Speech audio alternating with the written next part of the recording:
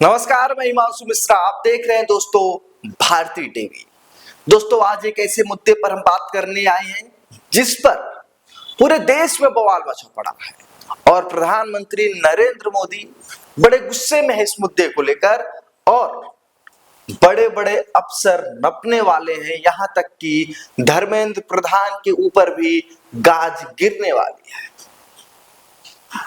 UGC का मुद्दा solve नहीं हुआ था। 19 मार्च को दोबारा कोर्ट में इसकी सुनवाई होगी। उससे पहले एनसीईआरटी की कक्षा 8 की सोशल साइंस किताब में न्यायपालिका में भ्रष्टाचार का उल्लेख होने पर सुप्रीम कोर्ट ने कड़ा रुख अपनाया है। आपको बता दें कि मुख्य न्यायाधीश सूर्यकांत ने इसे न्यायपालिका की छवि खराब करने की गहरी साजिश बताया है। कहा कि जिम्मेदारों पर सख्त कार्रवाई हो। देखिए साथियों, केंद्रीय शिक्षा मंत्री धर्मेंद्र प्रधान एक बार फिर मुश्किलों में घिर गए हैं। इस बार राष्ट्रीय शैक्षिक अनुसंधान और प्रशिक्षण परिषद मतलब एनसीईआरटी की वजह से। एनसीईआरटी ने 8वीं की किताब में न्यायपालिका में भ्रष्टाचार शीर्षक से एक अंश जोड़ दिया, जिसे सुप्रीम कोर्ट ने काफी गंभीरता से लिया है। आपको बता दें कि यूजीसी को लेकर भी बवाल हुआ था। कुछ समय पहले ही धर्मेंद्र प्रधान विश्वविद्यालय अनुदान आयोग की वजह से लोगों की नाराजगी का शिकार हो गए थे। इस बार न्यायपालिका गुस्से में है, सुप्रीम कोर्ट गुस्से में है। एनसीईआरटी को माफी मांगने और किताब वापस लेने के बावजूद सुप्रीम कोर्ट का जो गुस्सा है वो शांत नहीं हुआ है और मुख्य न्यायाधीश ने साफ साफ कह दिया है कि हमें जानना है कि इसके पीछे कौन है। गोली चलाने वाले ने गोली चला दी है। लहूलुहान तो न्यायपालिका हुई है। खुद धर्मेंद्र प्रधान ने भी खेद जताते हुए कहा, वह हमारी जिम्मेदारी तय करेंगे। अब आप सोच सकते हैं धर्मेंद्र प्रधान कितने जिम्मेदार शिक्षा मंत्री हैं भारत के। यूजीसी लागू हो जाता, धर्मेंद्र प्रधान और पूरी सरकार को नहीं पता होता। एनसीईआरटी के किताब में न्यायपालिका की भ्रष्टाचार को पढ़ाया जाता है, लेकिन धर्मेंद्र प्रधान और नरेंद्र मोदी को पता नहीं है। आप सोच सकते हैं कि ये सरकार कितनी गंभीर है। आप इन्हीं दो घटनाओं से समझ सकते हैं। आप सोचिए, अगर सुप्रीम कोर्ट ना हो, देश की कोर्ट ना हो, तो ये नेता सरकार कैसे चलाएंगे? आप इसी से समझ सकते हैं। देखिए, मीडिया में सूत्रों के हवाले से यह खबर भी चलाई जा रही है कि प्रधानमंत्री ने कैबिनेट की बैठक में इस मुद्दे को उठाया है और धर्मेंद्र प्रधान के स्पष्टीकरण से वह संतुष्ट नहीं है, क्योंकि नाखुश प्रधानमंत्री ने धर्मेंद्र प्रधान से कहा कि इस मामले में जिम्मेदारी तो तय करनी ही होगी। यूजीसी पर तुमने थू थू करवा दी हमारी सरकार की, अब इस मामले में जिम्मेदारी तय करनी ही होगी। न्यायपालिका का रुख देखकर ऐसा लग रहा है कि सरकार में से किसी न किसी पर गाज गिरनी तय है। सवाल यह है कि गाज मंत्री पर गिरेगी या किसी बड़े अफसर पर गिरेगी। न्यायपालिका पर एक विवादित बयान देने के बाद ही किरण रिजिजू को कानून मंत्रालय से हाथ धोना पड़ गया था। हालांकि प्रधान का इस विवाद से कोई सीधा नाता नहीं है, न ही इस पर कोई उनका विवाद से भरा हुआ कोई रुख अख्तियार किया है उन्होंने। आपको बता दें, उससे पहले आपको बताते चले कि धर्मेंद्र प्रधान आमतौर पर विवादों से दूर रहने वाले नेता है और प्रधानमंत्री और अमित शाह दोनों के भरोसेमंद माने जाते हैं। प्रधानमंत्री के एजेंडे को अमली जामा पहनाने वाले नेताओं में से धर्मेंद्र प्रधान जाने जाते हैं। आपको बता दें कि धर्मेंद्र प्रधान उन चुनिंदा नेताओं में से हैं, मतलब गडकरी, राजनाथ सिंह, जेपी नड्डा, उन नेताओं में ये शामिल है जो मोदी की तीनों सरकारों में मंत्री रहे हैं।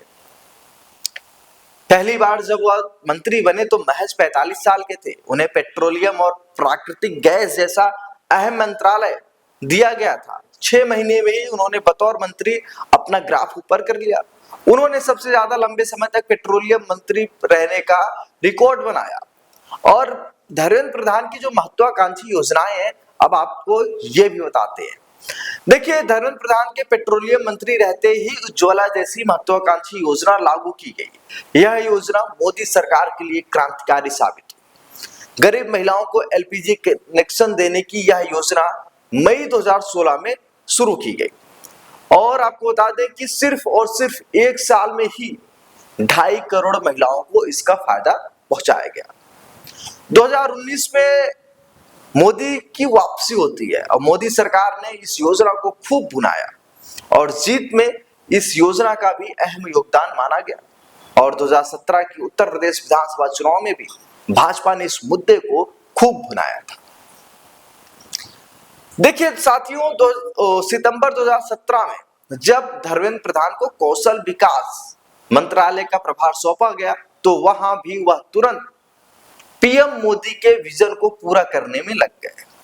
चुनाव में 20 महीने से कम समय रह गए थे जब उन्हें यह अतिरिक्त जिम्मेदारी मिली थी। धर्मेंद्र प्रधान ने स्किल इंडिया पर प्रधानमंत्री का 40 मिनट का एक पुराना भाषण चलाया, हर शब्द को ध्यान से सुना। यहीं से उन्हें अपने लिए टास्क मिल गया।